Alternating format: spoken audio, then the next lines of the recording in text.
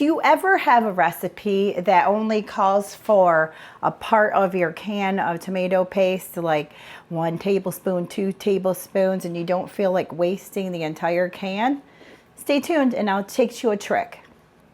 Instead of wasting that whole can or buying the really expensive tube, what you can do is just measure out your tomato paste into tablespoons, because that's the most used measurement. Okay, I got 5 tablespoons out of the rest of my can.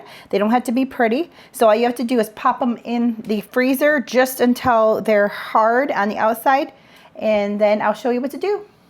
Okay, so I just kept these in the freezer until they were hard, and I put them into a plastic bag, labeled them 1 tablespoon tomato paste.